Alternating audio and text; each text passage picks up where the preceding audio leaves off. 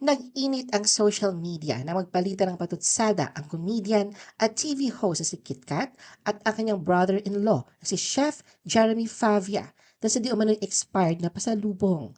Hindi lang silang dalawa naging usap-usapan, sumali na rin ang mga netizens, nagbigay ng kanilang reaksyon at lalong pinainit ang kontrobersya.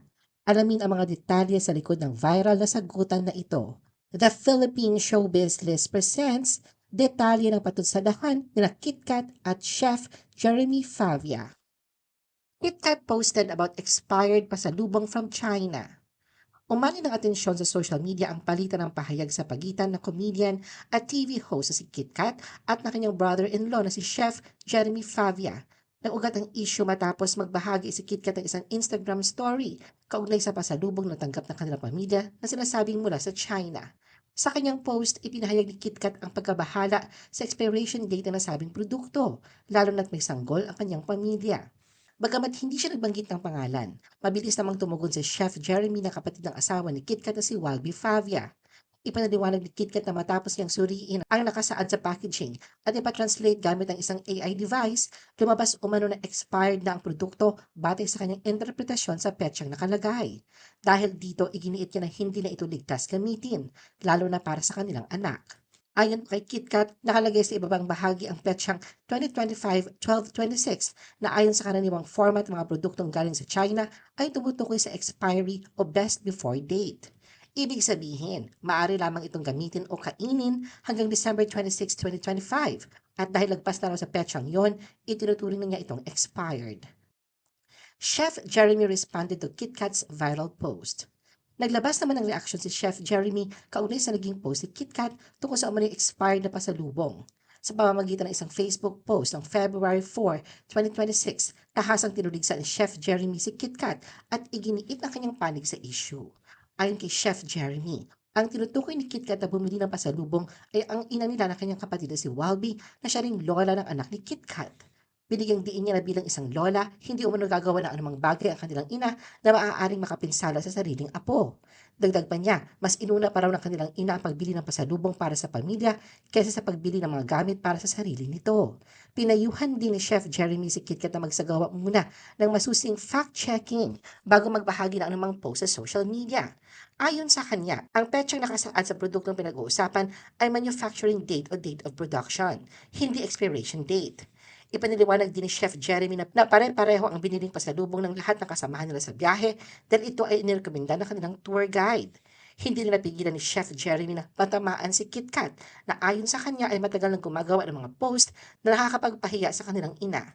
Iginiit niya na hindi na ito ang unang beses na nangyari ang ganitong sitwasyon at sinabi niyang may hangganan din ang kanyang pananahimik, lalo na pagdating sa pagtatanggol sa kanilang ina.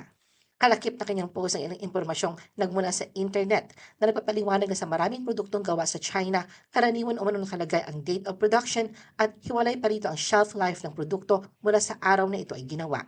Iginiit rin ni Chef Jeremy na nagkaroon lamang ng maling interpretasyon sa impormasyong nakasulat sa packaging na nauwi sa hindi pagkakaunawaan sa social media. KitKat dropped a cryptic IG stories post. Hindi pinalampas ni KitKat ang naging pahayag ni Chef Jeremy at agad siyang gumanti sa pamamagitan ng sunod-sunod na post sa kanyang Instagram stories. Bagamat walang tahasang pinangalanan, malinaw sa mga pahiwatig na si Chef Jeremy ang tinutukoy niya sa kanyang mga mensahe. Ibinahagi ni KitKat na kinonsulta pa niya ang chat GPT hinggil sa petsa na nakasaad sa pasalubong. At lumabas umano na expired na ito dahil wala raw kasamang ibang impormasyon sa packaging.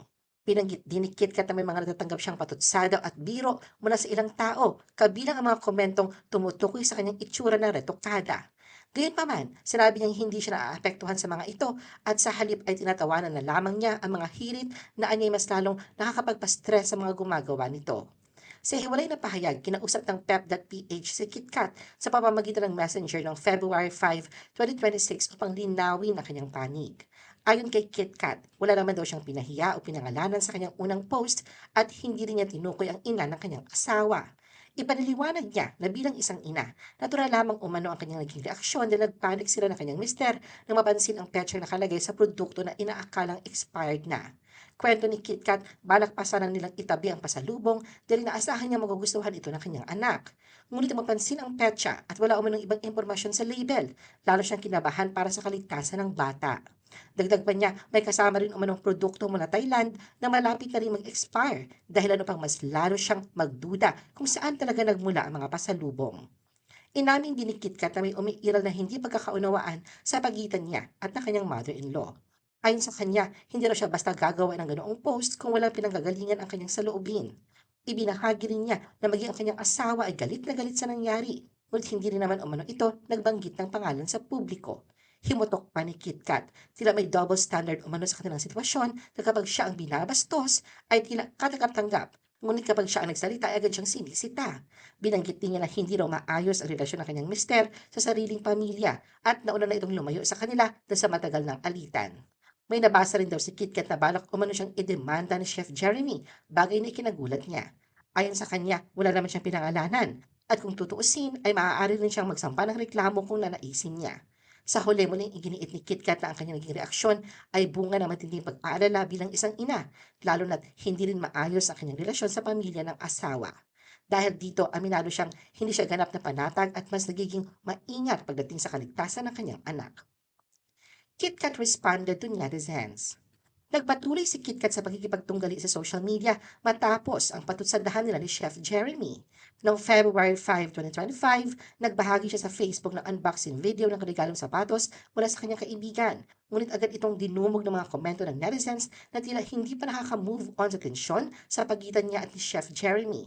Ayon kay KitKat, hindi siya nagbigay ng pangalan sa kanyang post at malinaw na ito ay isang Instagram story lamang. Ipinaliwanag niya na nagpanik siya bilang isang ina dahil baka makain ng kanyang anak ang pasalubong. Binanggit din niya na ang ilang netizens ay mas nakatuon sa attention seeking at sa paggamit ng salitang lios kaysa sa tunay na issue. May ilang komento mula sa netizens kabilang ang nagsabing hindi siya sumikat at pansamantala lamang ang atensyon na nakukuha niya dahil sa kanyang attitude. Tinugon ni KitKat na panandalian man ang pagkakamit ng tagumpay, nagawa niyang makapundar ng bahay, lupa at negosyo sa loob ng 23 years. May isa pang netizen na tumawag sa kanya na squammy dahil hindi umano siya nagsorry sa kanyang mother-in-law. Ngunit ipinaliwanag ni KitKat na hindi rin nagsorry sa kanya ang mother-in-law kaya hindi niya nakikitang mali ang kanyang naging reaksyon. Ipinunto rin niya na may mga netizens na hindi nauunawaan ang hindi pagkakaunawaan sa pamilya ng kanyang mister, lalo na sa pagitan niya at ng kanyang mother-in-law. Binigyang diin ni KitKat na natural lamang ang kanyang pagpanik para sa anak, lalo na't hindi rin maayos ang relasyon niya sa ina ng kanyang asawa. Ayon pa sa kanya, kahit ano bang sabihin ng iba, hindi niya maiiwasan ang ipagtanggol ang sarili at ang anak, at ipinagtatanggol din siya ng kanyang asawa. Binanggit din ni KitKat na ang ilan sa netizens ay nabigo sa pag-unawa sa kanyang panig.